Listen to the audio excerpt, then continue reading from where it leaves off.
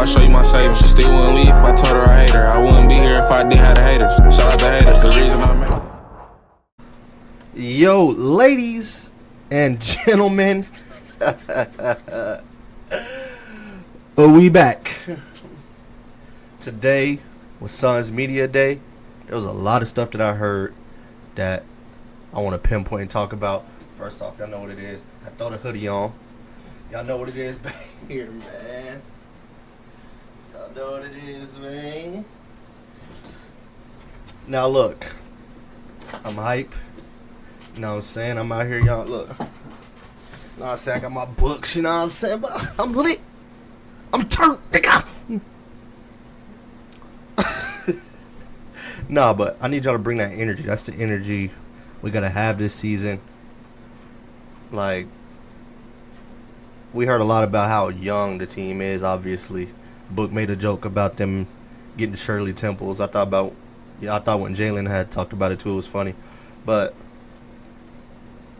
I mean, that the team is gonna bring that type of energy, like just hype and like just full energy because they're young. You know, the young fellas usually bring that type of fun energy, and you know they're gonna be out there hustling, all of that. So, you know, I can't wait, bro. The first thing I want to talk about, I'm gonna skip past the Matt Ishbia stuff because I feel like Matt did a lot of what he always does, like try to hype up the fan base, hype up that he's always emphasizing on him trying to get better and trying to win, which I won't take that from him. He clearly wants to try to win. He tries stuff. He went all in with the Suns, so people can't say he's not trying. He done made his mistakes. He ain't perfect, obviously. He's a new owner. But he want to win. He for sure want to win. And he's trying to figure out who to put in place organization-wise and all that for the Suns to be actually winning and be successful, you know, shit like that. But, you know, Matt, y'all know Matt be up there yapping, bro. But he care. You could tell he care for sure. But, other than that, I want to talk about first Brian Gregory, because I feel like not just him, but Ott too. Like there's a lot I could tell with him. There was a lot of trench work talking, like defense talk. Y'all know, bro. If y'all been following me on Twitter for all these years, even if you ain't been following me for that long, bro, you could just tell. Even if you just been following me for a little bit, you know, I've been wanting the Suns to be a defensive-minded team for the longest, bro. A defensive-minded team that rebound, all of that, play hard. Like, bro, we have not had that team. And, like, even if let's bring up the 2021 team. That team we was good on defense, but I wouldn't say, like, people weren't categorizing us as, like, defensive-minded. But we guarded, though. We did guard. That team did guard. We had Mikal, you know, Jay Crowder. You know, Aiden was good, you know, help, you know, protect the rim, not his pick-and-roll defense, being able to switch. Like, we did guard, but people were still talking about our offense first, which is cool. Like, that's the thing. Like, your team could be really good on offense and still good on defense, too, obviously. But, like, I wouldn't say that was our, like, identity. I feel like this team identity is going to be defense and, like, grit and stuff, like how they was talking. So that was the main thing I heard from, like, Brian Gregory. And just, like, how you could tell, like, he emphasized that, like, in the draft. And then, obviously, you know, in the trade, you know, bringing Dylan.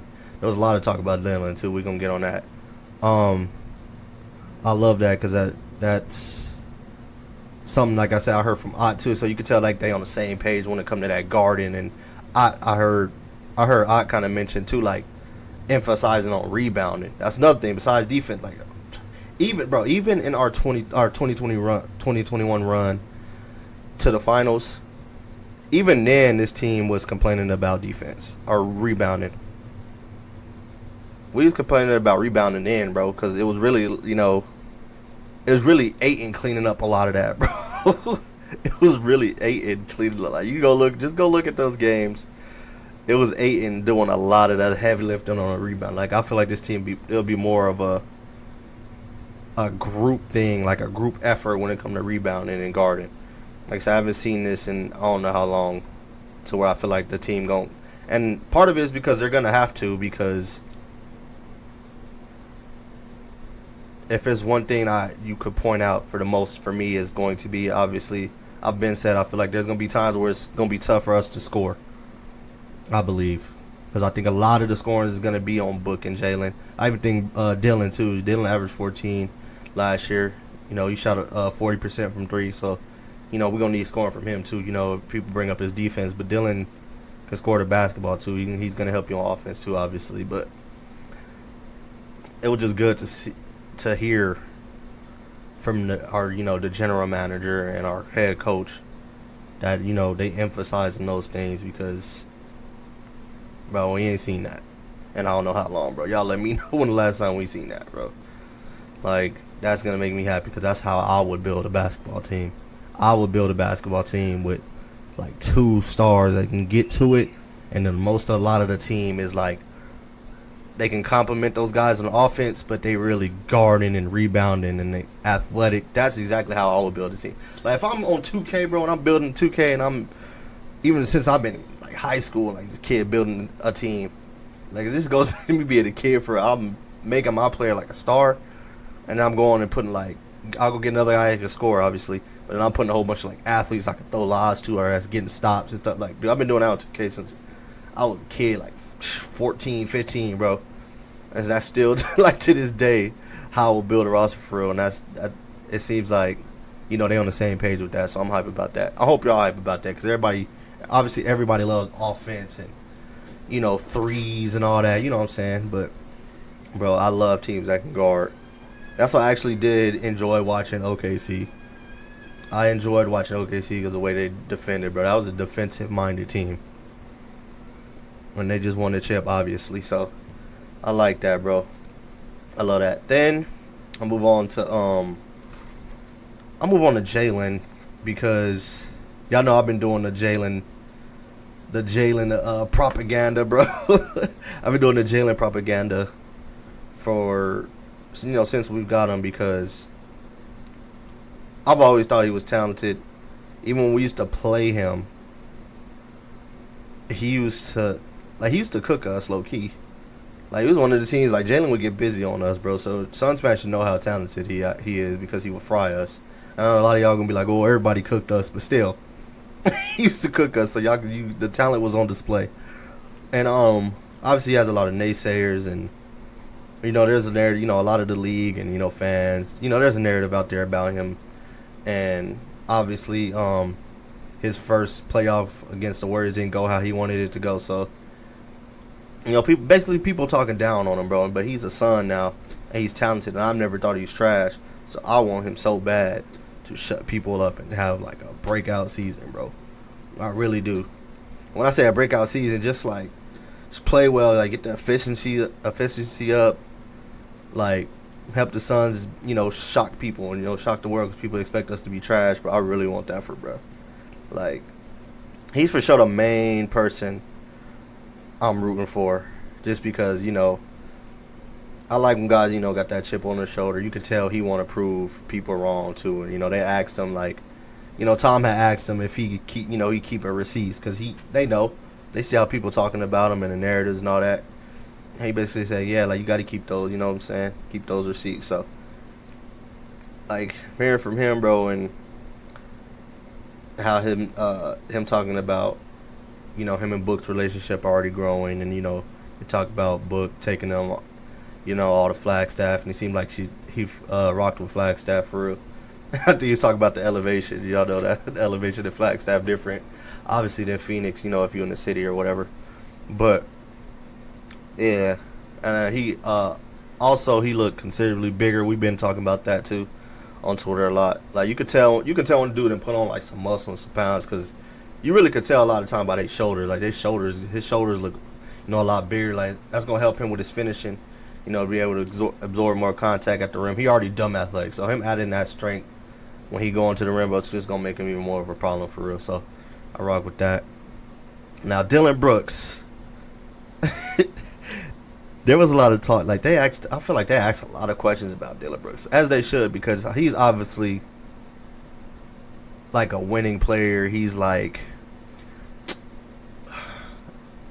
you want to call him a controversial player, whatever you want to call him, because people always want to point out the antics with him if you want, you know, just how hard he plays and how he's, you know, he obviously always getting into it because he's just dumb competitive, clearly. And I think it's funny because when he talks, though, like people, I've seen like a lot of people on Twitter talking a lot of Suns chats and stuff. People's like, bro, when he's talking, like how he's talking and doing these interviews, they're like, dang, the energy's like so different. Like he chill, like he mellow, but he get on the court like it's up. And that's fire. He was talking about that, like how, like you could be you know what I'm saying, be yourself off the court and all of that. Or you get on that court, like lock in. I could tell you say, you know, he emphasizing that to young. I think that's fire. Cause I also think like Ryan Dunn is like can take some of that from. Cause Ryan, when Ryan get on the court, he play hard. Like he a dog. Like don't get me wrong, for sure he is. Like he guarding, he hustling, he getting out there. And when he talks, it's that same like he chill like vibes and you know, real mellow, like he cooling. I want him to keep, you know, get on that court and it's, you know, he trying to rip heads off just like Dylan. Like I want to see that duo because they're gonna be the starting forwards. I want to see that duo out there going at people's neck, dog. Like it's going at people. So it's fire. You know, also hearing Dylan saying, you know, he's trying to get the young guys, you know, adopt that. So that's fire to me. I also think, yeah, I brought up a good point too about like people really do like bring up obviously Dylan's defense, but he can score like I said earlier. And then I like how Book has said too about him, like people be so focused on like the antics and what they see in the clips, you know, of him getting into people and, you know, stuff like that, and him getting the text. I think all of that does take away from people realizing he really is a really good basketball player, bro. He's a really good role guy that can help change a culture. I heard Dylan talking about him, how him and Fred helped change that culture in Houston. And I think he gonna come over here and do that same thing. Those type of players do that, bro. Like everyone that was asked about him all was saying too how hard he worked. And that he works a lot. Like he going to the gym early, coming back at night. Like that stuff is obviously contagious. And it's like I said, this year it's unlike the last few years. It's a lot of young guys, so they just gonna pick up on that because you know it's a little different when it's other vets and young, you know, older guys that's already been in the league. They got their own habits and how they do things already. But the young dudes is going to be kind of looking at these older dudes, and we have a lot of those younger dudes now, so I think it's going to be even more, like, you know, important for them to, you know, show these dudes how hard they working. You know, Jalen and Dylan obviously both was in that KD trade. Shout out my dog, too, man. I'm mad that, you know, side note, I'm mad that, you know, lost Fred over there and stuff, because, you know, y'all know I'm still going to be rocking with my boy over there, you know what I'm saying? That's my dog. But it's like, those two have already came here and showed that they work hard. Like you seeing Jalen in the gym, and that's not like I'm not one of those dudes like, oh, we gotta see them, like we gotta be seeing them in the gym. Like them, there's fans out there that they don't see players or trainers posting them in the gym. That don't mean they're not in the gym, but we're seeing it from Jalen, and we've seen, like I said, I brought up how much like stronger and, you know, more muscular he looked, and that he knows he needed to put on some pounds because, like I said, it'll help. Him and Jalen talking about him working on that in-between game. Like the playoff showed, like they going to chase him off that three-point line and protect the paint. We're trying to tell people why people wonder why players like Book, SGA, KD, Luka, like dudes that got that crazy, you know, in-between game, why they so successful in the playoffs. Because, bro, that shot is there all playoffs. Teams is trying to take away threes, and teams not trying to let you get layups. So what they going to give up? The mid-range. So I'm glad Jalen already figured it out after his first playoffs. But I'm excited about those two for sure. Then the last person I want to talk on is my boy Ryan. Obviously, there's more people that talked on it, but these are just things that stuck out to me. Ryan and also obviously since they got drafted together, it usually goes like this a lot of time when guys get drafted together. They become kind of like, you know, super close, joined at the hip type shit. Like you can tell him and Oso been locked in, and they was talking about Oso, you know, putting on all them pounds. And like I said, I was just talking about like him. I want him to learn as much from Dylan Brooks as possible because Ryan already has dumb athleticism, and he's like, you know, a taller, longer player than Dylan. But he learned some things from Dylan, like defensive wise, and then, you know, getting a consistent 3-ball, because Dylan 3-ball then got better and better, and Ryan can get to a point where he's shooting 40%. Obviously, that's hard to do. I'm not saying he's gonna do it this year or whatever, but he learns from Dylan, who's 3-ball and only got better over his career, and then just learning from somebody that's also a defender like Ryan is. You know, I think Ryan can take a crazy leap this year, because obviously he's gonna be starting. Last year he was already. I thought last year on a roster that was super flawed. Obviously we had the stars, and that helped him obviously when he did start and play, because obviously they're gonna leave him open. They're gonna leave him open this year too, but I thought he got better by a lot too. Every game he played and he started during that stretch, and then we know what happened, and then all of a sudden he got banished to the bench and wasn't playing. It was nasty work. I don't even want to relive it, but I'm excited for him too, and he even looks like obviously he didn't got bigger, just like, you know, I was mentioning Jalen. Like, we should be just a bigger, stronger, more athletic team.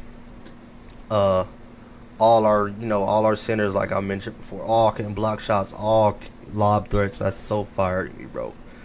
I'm so I can't wait, bro. Like Mark Williams, shout out my boy Mark Williams too. He's saying, you know, they think they're gonna be a lot better than people think, and I agree with that. Hey, yeah, that media day got me hot. Not hot. That media day got me hype, because the message was a lot about, you know, defense and trenches work. That's my main takeaway and points about the media day.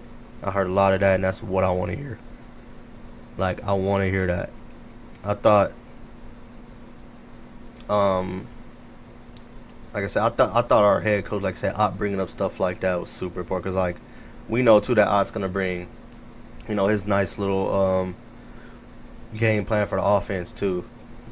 But I'm more so locked in on the defense, bro. If we get stops, I think we'll be in good shape. We get stops and rebound, I think we'll be in good shape, because we got athletes to get out and run. Book and Jalen gonna be doing their things. It's gonna be lit, bro. I'm hyped, man. Is y'all lit like me, man? Come on.